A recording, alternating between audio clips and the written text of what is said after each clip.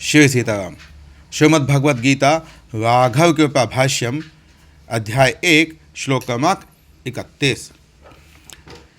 निमित्तानि च पश्यामि विपरीतानि केशव न च श्रेयोनुपश्यामि हत्वा स्वजनमाहवे।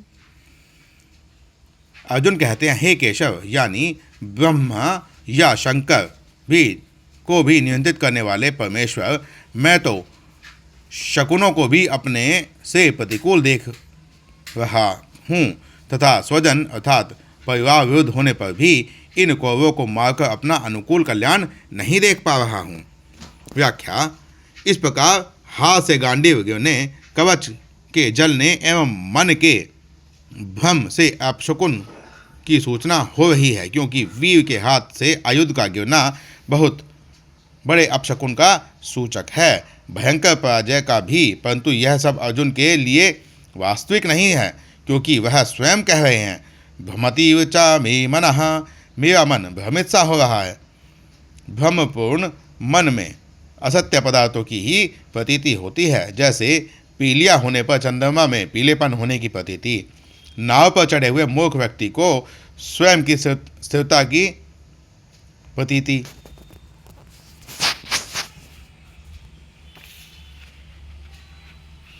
दिग्भ्रांत व्यक्ति को पश्चिम में सूर्य उदय की प्रतीति तथा चक्कर लगाने वाले बालकों को ग्रहों के घूमने की प्रतीति, ये सब असत्य प्रतीतियां ही तो हैं। जैसा कि मानस उत्तरकांड में भुषुंडी जी भी कहते हैं, नयन दोष जा कहाँ जब होई, पीत बवन शशि कहूँ सब सोई, जब जे ही दिशि भ्रम को होई खगेशा, सो कह पश्चिम उदय दिनेशा, नौकारुड चलत जग देखा, अचल मोह बस आपो हिम लेखा।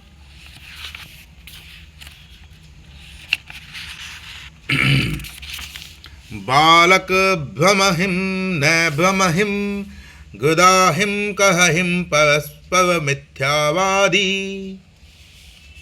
यहाँ भी उसी प्रकार का संयोग है। इससे अर्जुन की सरस्वती पूर्व श्लोक में सर्वत्र इव संयोजन करती है, अर्थात हाथ से गांडीव खिसक जैसा रहा है वस्तुत नहीं, कवच एवं चमेंदु या जल जैसे रहे हैं वस्तुत नहीं जल रहे हैं, मैं युद्ध में अस्थिर जैसा हो रहा हूँ। यह सब तुम्हें क्यों हो रहा है? इस पर कहते हैं कि क्योंकि मेरा मन भ्रमित सा हो रहा है। इसी प्रकार आगे के श्लोकों में भी समझना चाहिए, क्योंकि यदि ये अपशकुन सत्य होते तो आगे चलकर अर्जुन कैसे विजयी हो जाते, अथवा जो ये सत्य हो तो भी कोई आपत्ति नहीं, क्योंकि परमात्मा श्री कृष्ण की कृपा सभी प्रतिकूलताओं को अनुकूलता में परिवर्तित कर देती है। केशव शब्द का प्लस ईश उपपद पूर्वक नयंतवश धातु से बना है। का अर्थ होता है ब्रह्मा और ईश का अर्थ होता है शिव। इन दोनों को वश में करने वाले परमात्मा को केशव कहते हैं। का इयम वशयतीति केशवः। यहाँ पुरुषो दवादिगण में आकृतिगण की दृष्टि से मानकर शकार का लोप हुआ, अथवा केशिनम अवहंति इति केशवः। जिन्होंने केशी दैत्यों को मारा वे ही भगवान श्री कृष्ण केशव हैं। यहाँ भी प्रवर्तक क्रिया से हन धातु का लोप हुआ। अर्जुन का अभिप्राय कि जैसे आपने ब्रह्मा और शंकर पर नियंत्रण किया है, उसी प्रकार मेरे विपरीत शकुनों का नियंत्रण कीजिए, तथा जैसे आपने केशी नामक दैत्य को मारा है, उसी प्रकार मेरे शत्रुओं का भी हनन कीजिए, अथवा प्रशस्ता केशासन्तस्य इति केशवः। जिसके पास घुंघराले सुंदर केश हों वही आप केशव हैं। यहाँ केशाद वोन्यतस्याम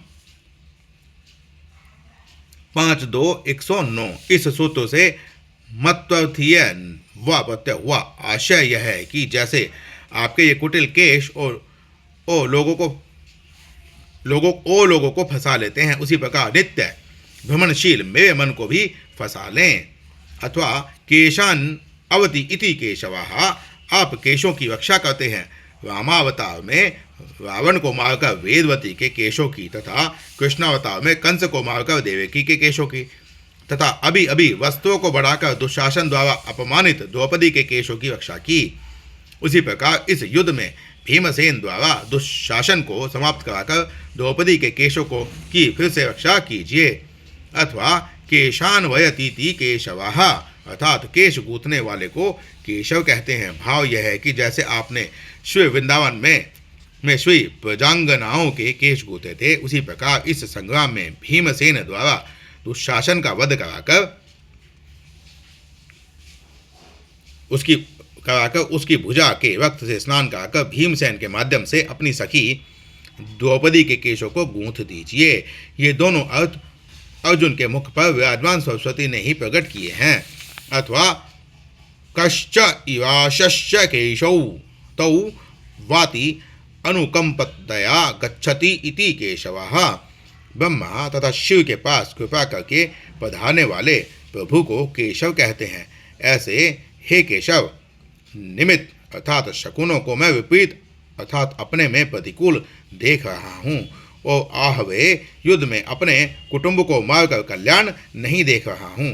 अथवा हत्वा अस्वजनम, इस प्रकार पदच्छेद समझना चाहिए। न स्वजनः अस्वजनः, यहाँ न का विरोध अर्थ है। अस्वजन का अर्थ होगा स्वजन के विरुद्ध अर्थात शत्रु। अर्जुन का अभिप्राय यह है कि यदि युद्ध में स्वजन विरुद्ध शत्रु को मारकर मैं स्वयं नहीं देख रहा हूँ तो फिर अपने कुटुंब को मारकर कैसे कल्याण को प्राप्त करूँगा। यहाँ एक अंतर प्रश्न होता है कि सम्मति की आज्ञा के अनुसार दो ही पुरुष सूर्य मंडल का भेदन करके ब्रह्मलोक जा पाते हैं। प्रथम योग युक्त योगी अथवा युद्ध में सम्मुख लड़कर मरने वाला योद्धा। द्वाविमौ पुरुषौ लोके सूर्यमंडल भेदिनौ योगिनो योगयुक्ताश्च सम्मुखे बिहतो रणे। तो फिर क्यों नहीं कल्याण की प्राप्ति होगी?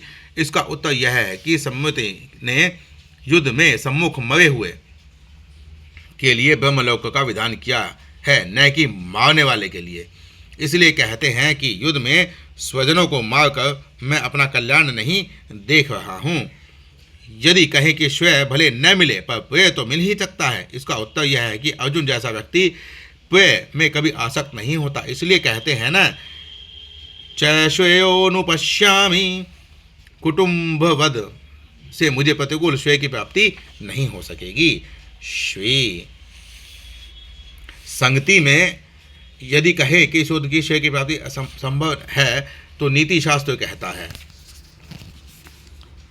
विद्या ददाति विनयम विद्या ददाति पात्रताम पात्रत्वादधम आप्नोति धनाधर्मम ततः सुखम। विद्या देती है विनय, विनय योग्यता मूल, ताते धन ते धनम धर्म, ताते सुख हर सूल। यहाँ भी युद्ध के विजय से विजय तथा विजय से प्रजा पालन रूप धर्म और उससे मोक्ष रूप श्रेय की प्राप्ति संभव है। अथवा युद्ध में धनुर्विद्या का प्रयोग तथा उससे विनम्रता और विनय से योग्यता रूप विजय की प्राप्ति और उससे राज्य लक्ष्मी रूप धन तथा उससे प्रजा पालन रूप धर्माचरण द्वारा संसार से वैराग्य और उससे अनंतर ब्रह्म सुख रूप परम श्रेय की प्राप्ति। फिर क्यों कहते हो न च श्रेयोनुपश्यामि? प्रभु के इस अंतर प्रश्न का समाधान करते हुए अर्जुन कहते हैं, अगले श्लोक का वर्णन अध्ययन अगले वीडियो में करेंगे। श्री सीताराम। जय जय श्री सीताराम।